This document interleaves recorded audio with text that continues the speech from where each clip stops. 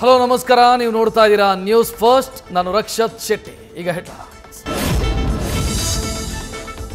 ಚನ್ನಪಟ್ಟಣದಲ್ಲಿ ಏನೂ ಆಗಲ್ಲ, ನೀವು ಬರೆದಿಟ್ಕೊಳ್ಳಿ. ಜಮೀರ್ ಬಂದ ಮೇಲೆ ಪ್ಲಸ್ ಆಗಿದೆ, ನಷ್ಟನೂ ಆಗಿದೆ ಎಂದಿದ್ದಾರೆ. ಯೋಗೇಶ್ವರ್ 18ರಿಂದ 20,000 ಅಂತರದಲ್ಲಿ ಗೆಲ್ತಾರೆ. ಸಿಪಿವೈ ಹೇಳಿಕೆ ಬಗ್ಗೆ ಜಮೀರ್ ಅಹಮದ್ ಪ್ರತಿಕ್ರಿಯೆ.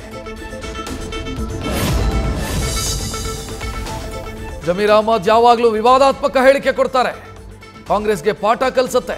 ನಿಖಿಲ್ ಗೆಲುವಿನ ಮಾರ್ಜಿನ್ ಹೆಚ್ಚಿಸುತ್ತೆ. ಮಾಜಿ DCM doctor CN Ashwath Narayana ಹೇಳಿಕೆ.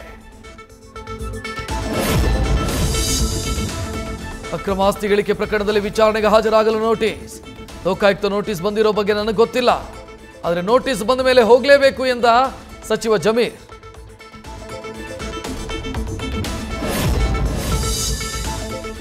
ವಕ್ಫ್ ವಿರುದ್ಧ ಹೋರಾಟಕ್ಕೆ ಬಿಜೆಪಿಯಲ್ಲಿ ಬಣಗಳು. ತಾವೇ 3 ತಂಡ ರಚಿಸಿ ಇನ್ನೊಂದು ಬಣದವರನ್ನ ಅದರಲ್ಲಿ ಸದಸ್ಯರನ್ನಾಗಿ ಮಾಡಿದ ಬಿವೈ ವಿಜಯೇಂದ್ರ.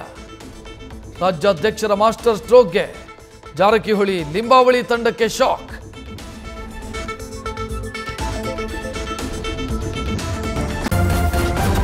ನ್ಯೂಸ್ ಫಸ್ಟ್, ನಿರ್ಭೀತಿಯಿಂದ ನಿಮ್ಮ ಪರವಾಗಿ.